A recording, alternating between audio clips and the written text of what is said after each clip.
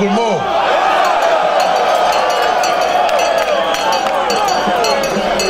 Your Excellency,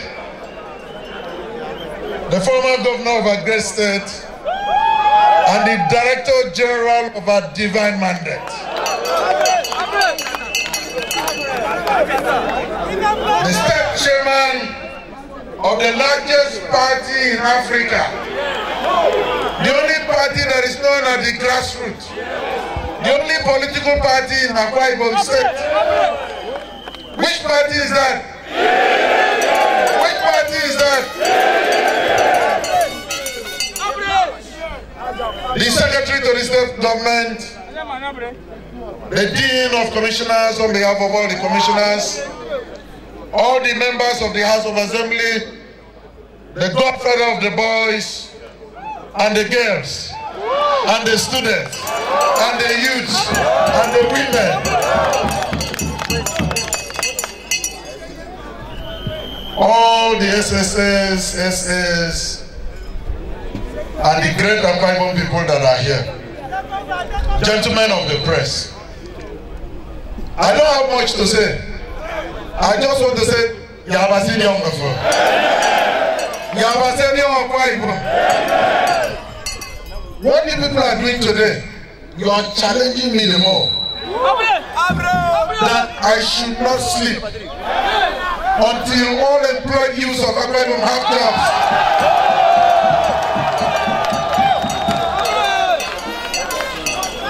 You are challenging me today. I told the SM of Power, go on announcement. Tell most parts of Uyo that we can inconvenience ourselves for 2 weeks.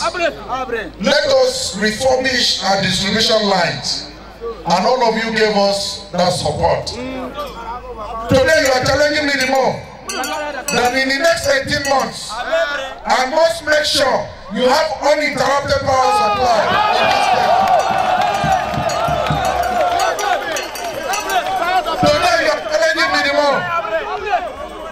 That our women cannot go into the farm and sleep from morning till night. And meanwhile they don't have money to pay school fees. That our women must rise to greatness. Our women must rise to that greatness, to great minds, great people, great future, great Akwa Ibom State. Today you've challenged me again that I must hold on to that hope of a greater Akwa Ibom State without wavering, knowing that he who promised is firm. Today, you've reaffirmed the stand that this thing we can't help it. This thing we cannot help it. There is what they call genealogy. PDP in Akwa Ibom State.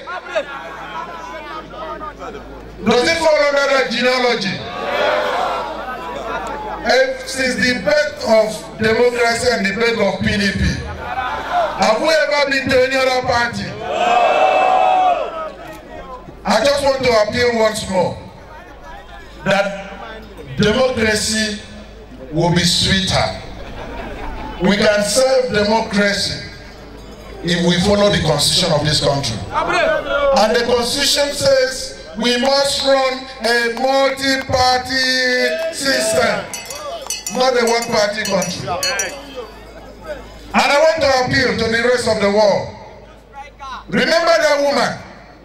When Judas went to the woman, not that Judas Iscariot loved that woman. Judas Iscariot wanted that money to be put in the bag so that he can be taking the money from it.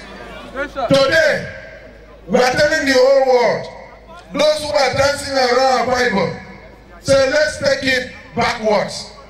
They don't love our Bible. I said they don't love our Bible. We say forward, backward. We let the world know elections have been won and lost. And today we are settling down for governance.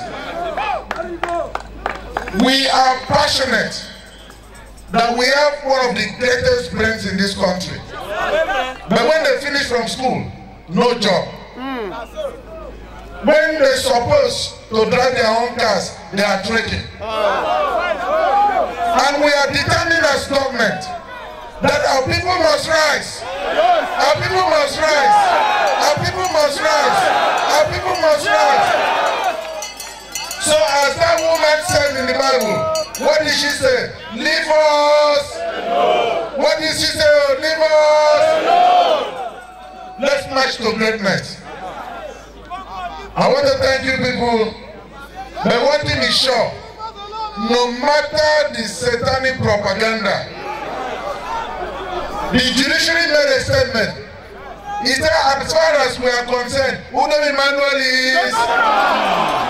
Udo Emmanuel is. Is that the person you voted for? Is that the man you voted for? That is your divine mandate.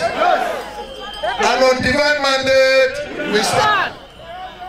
So let the Bible not bother. We cannot be detracted. We cannot lose focus. We know what is ahead of us. It is greater than what is behind us. We must march because we believe our tomorrow is in our hands. The future of our state is in our hands. And we must hold on to the future. All these youths you are seeing here, we must make sure our youths compare with any other place in the whole world.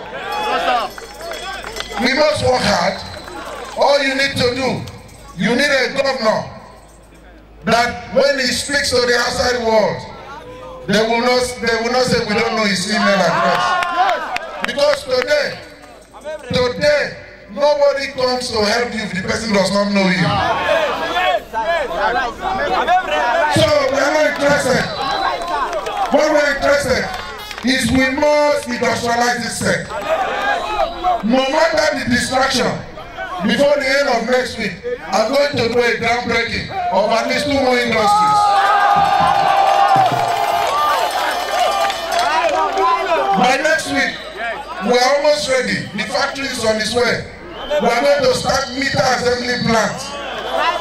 By next week, the second line for marine paint and gloss paint, I told you about our peacock paint. It's being loaded from Europe. It's coming into Akwa Ibom. We shall not be distracted. We cannot let these people take us back. We must march forward. Hey, good. Hey, good. But I just want to reassure Nigerians at large that the people that vote, these are the people that vote in Akwa Ibom. And they know only one political party. And that is PDP. Let the world allow that freedom of association. Let Nigerians help us to save democracy. Let Nigerians help us to maintain the constitution of this country. Let Nigerians help us to ensure the unity of this country that was hard fought by our heroes past is not in vain. Let Nigerians help us to shout out that election has been conducted and been won and lost. Let no unscrupulous elements come up to distract our governance. From the airport, immediately you land, you will know there is a good government in Akwa Ibom State. Once you land at the airport, you will know there is government in Akwa Ibom State. So we want to give good governance to our people. I want to reassure you, stand without wavering. Stand without wavering. We have absolute confidence in the judiciary that justice will be done. Justice will be done. And that everybody here, one thing I like most is that they said there was election in Akwa Ibom State. And if there was election in Akwa Ibom State, and there is only one party in Akwa Ibom, so who won the election? So who won the election? Please, help me tell other Nigerians that the time we were going around all the 31 local government areas, The time we went round 329 wards. The time we went round over 3,000 units. We did not meet any other party in the campaign field. We did not see where they were campaigning. They did not even mention the name of the party to our women in the villages. How did they expect to win election? The same people who are going around today, they were sitting inside the room while we were going around campaigning. All they were doing was satanic propaganda through the internet. Do you win election through the internet? The same people, let the whole world know. Press notice. Hold on, students. Press notice. These same people bought the same PDP nomination form with us. Yes.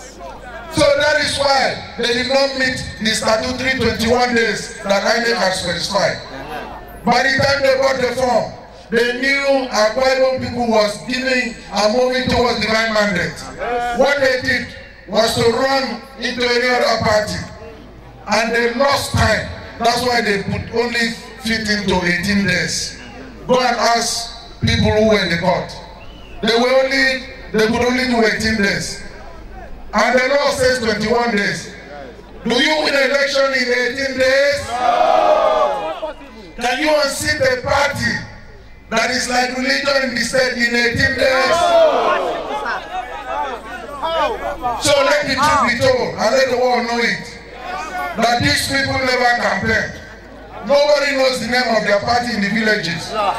If they know, how come the whole of Akwa Ibom is here? Under which party are we all here?